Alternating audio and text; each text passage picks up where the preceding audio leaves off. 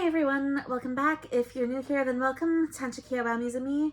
My name is Abigail, or Abby, Abigail Dishnikashon. I am Métis and autistic and love talking about autism stuff, so this is where I do that. And as it is April, I am doing the 30 Days of Autism Acceptance Prompts made by my friend Audie J on Tumblr. And I am more than a little bit behind. I haven't been feeling well the last couple days, so I fell behind. We're just gonna plow through 4 prompts today and get caught up. So starting with April 24th. Was it the 24th? Yeah, because today's the 27th. So the prompt for April 24th was, do you have trouble interpreting other people's intentions? Is it hard for you to tell when someone is deliberately being mean to you? Do you have trouble picking up when someone is lying to you or trying to trick you? Talk about it. You can probably tell from my face. Yeah, I've kind of talked about this before with whether or not I'm easily manipulated. I unfortunately just assume the best in anyone, and I really can't pick up when people are lying or trying to trick me. It sucks. I've been hurt a lot because of it. I have trouble trusting people now because of it. It drives me nuts. As for the hard to tell when someone is being deliberately mean to me, a bit specifically, there is one incident from back when I was in grade 7 that I remember where another kid offered to share some chips with me. And I thought this guy who had been bullying me before was maybe trying to be nice for once. And after I ate them, other people started laughing about how he had just fed me chips that had been in his shoe like I was an animal at the zoo. So yeah, there's that. Unfortunately, not even the worst example, but about as bad as I feel like discussing. I can't talk today. I am sorry. We're just gonna try and get through this. So yeah, I hate that I have trouble with interpreting other people's intentions. Moving on to the next prompt that I'm behind on, April 25th. Do you feel like you got the support you needed growing up as an autistic person? From your parents / teachers / other adults. What did they do to support you? What do you feel you would have needed that you didn't get support-wise? Do you feel like you have the support you need at the age you are now? I did not get the support I needed. Nobody even knew what support I needed because I was undiagnosed. So it was just handled badly all around. A lot of mistakes were made. I got traumatized by a few teachers. My family tried to do the best they could, but when nobody even knew how to begin to talk about what was going on, because nobody knew what was going on, well, it's hard to get things right. It's hard to think about what I needed because I wasn't diagnosed until I was an adult. I was 23, no, 22? 23, I think.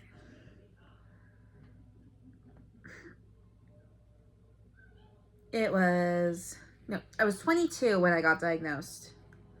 I can't do math. Yeah. I wasn't diagnosed until like 9 years ago. I think the typing instead of handwriting thing that I did get in my IEP for ADHD was helpful in school. And again, I can't talk today. I don't know what's wrong with me. I'm so far removed from all of that now that it's really hard to know. I honestly think that just having the diagnosis and the understanding that would have come with it might have made a huge difference on its own. Like, I can't even begin to fathom what kind of supports I would have needed because I didn't know a thing until I was literally 22 years old. I know that just knowing has made a massive difference in my life as an adult. Like, at 31, I am so much better off than I was at 22. Yeah, the understanding means that I can just forgive myself for not keeping up with everyone else. Other people understanding means we can compromise on things more easily and work things out for accommodations. When I feel safe mentioning the autism to try and get accommodations, it's tricky right now.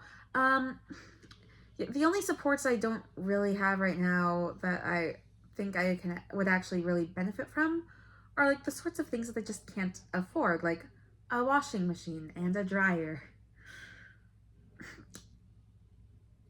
Really big dreams for me. Someday I will get there, I hope. But yeah, I wasn't diagnosed until I was 22, so I don't even have the first clue what kind of supports even could have been available. It's frustrating. The next prompt that I'm behind on, for yesterday, April 26th, oh my gosh, catch-up day is a nightmare, isn't it? Let's talk about food. Are there certain foods you cannot eat due to sensory reasons? Do you tend to avoid spice? Do you eat a lot of the same foods over and over? Do you have a same food that you tend to eat often because it's safe or familiar?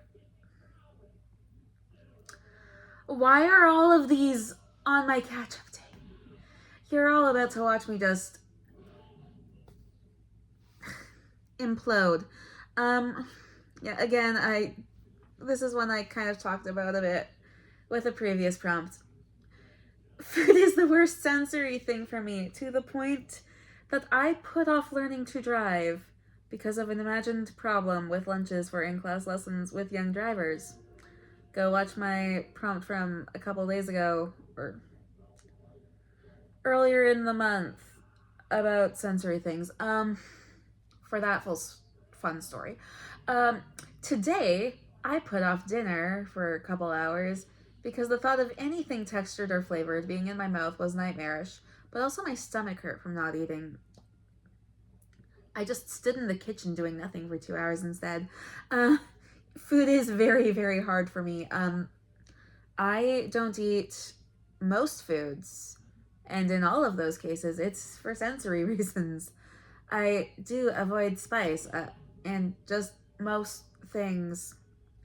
I do eat a lot of the same foods over and over, partially because I'm so limited, not just by what I can physically eat, but by what I can afford as well. Luckily, a lot of my safe foods are a bit more inexpensive, like Kraft Dinner, or what US Americans call Kraft Mac and Cheese. It feels so wrong saying that. It's KD.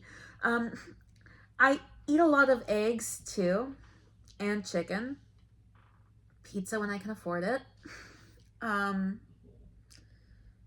Just spaghetti without sauce, so like just plain pasta with butter and Parmesan. Really, really basic, plain things, generally. Yeah. And when I'm in a bad spot with sensory things, that none of the safe foods are safe.